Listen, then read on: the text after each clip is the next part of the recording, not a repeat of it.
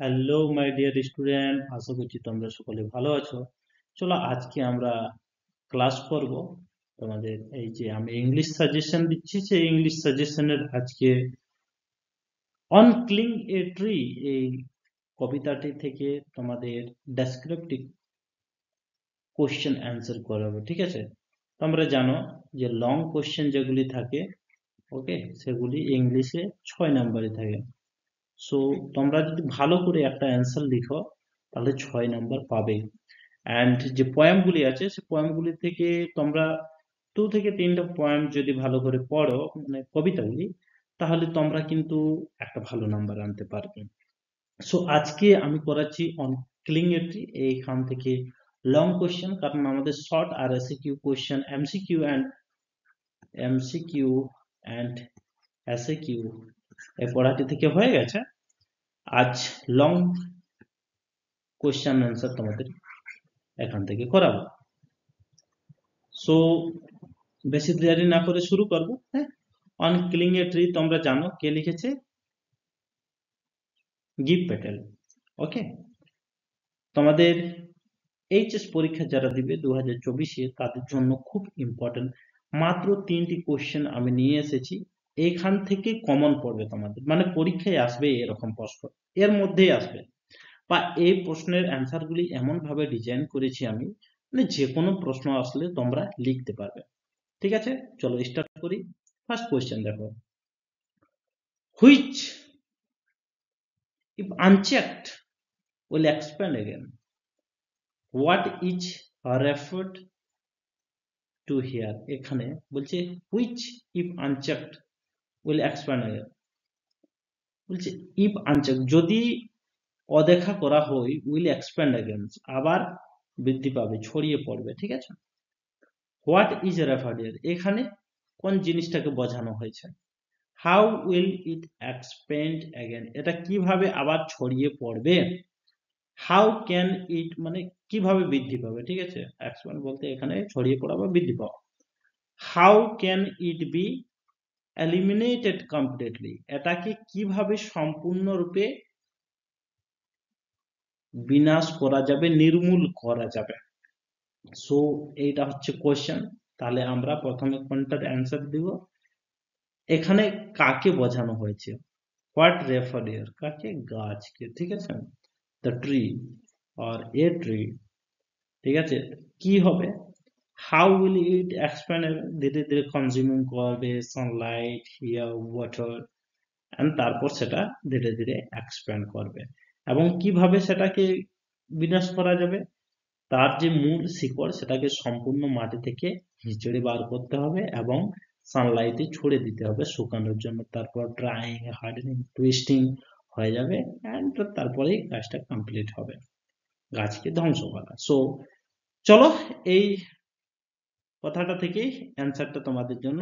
এই দেখো অ্যান্সার, এভাবে লিখলে কিন্তু ভালো একটা নাম্বার তোমরা পাবে। এন্ড ইউ ক্যান মেনশন, তোমরা মেনশন করতে পারো লেখকের নাম। ঠিক আছে, the line quoted from on killing a tree referred to attempt of human being to kill a tree, okay, by hacking and chopping, but the bark heals up and generates miniature barks. Okay, after hacking and chopping of a tree, twigs or sprout, okay, twigs sprout from close to the ground. If the twigs are not broken at the very initial stage, they will grow up and take almost the same shape and size of the tree that is hacked and chopped. মানে গাছটাকে যখন বিনাশ করা হয়েছিল, কাটা হয়েছিল ছোট ছোট করে, যদি সেটাকে আনচেক করে রাখা হয় তাহলে আবার সেই পুনঃ আকার ধারণ করিবে। ঠিক আছে, আমি মানেগুলা বেশি বলতে যাব না, কারণ মানেগুলা যদি বলি আর অ্যান্সারটা অনেক ডিসকাস করি তাহলে অনেক সময় লেগে যাবে, এন্ড আমি চাই না যে ভিডিওটা বেশি বড় হোক।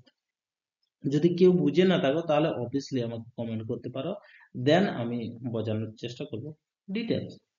ওকে, সো এটা একটা ইম্পর্টেন্ট অ্যান্সার হচ্ছে তোমাদের জন্য, কোয়েশ্চেন অ্যান্সার দুটোই তোমরা নোট করে রাখো, স্ক্রিনশট নিয়ে রাখো, যাতে পরীক্ষায় ভালো করে লিখতে পারো, নোট ডাউন করে রাখো, ঠিক আছে, খাতায় লিখে রাখো।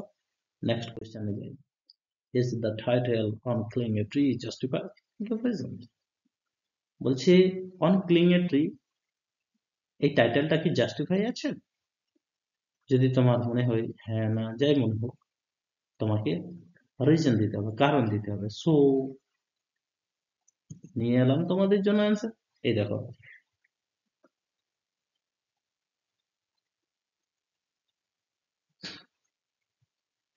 Poem or any other work of art primarily gets its title from its theme.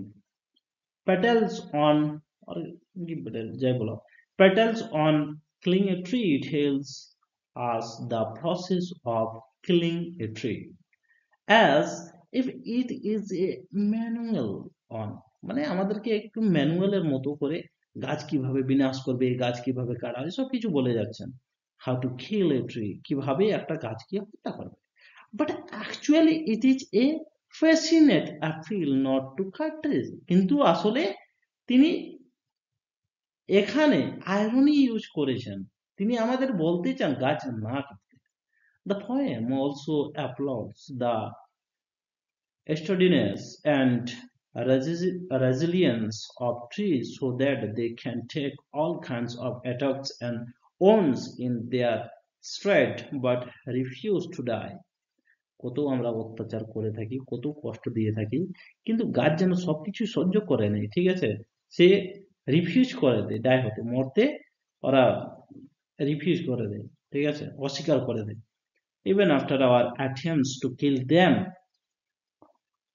they bounce back to life by healing themselves.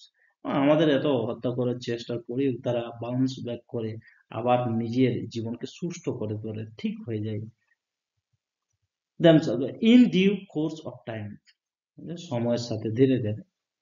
Thus the title on killing a tree is satirically appropriate as the poet ironically shows that man is very much insensitive to the trees and they get a great satisfaction when they finally can kill a tree, as if it had been a ceremonial task. কত সুন্দর কথা বলছে। কেন আমরা বলছি এটাকে thus the title on killing a tree, তাই বলছে এই যে গাছ কাটাটা একটা satirical appropriate as the poet ironically ব্যঙ্গাত্মক ভাবে দেখিয়েছেন মানুষরা কতটা বেশি ইনসেনসিটিভ হয়ে থাকে,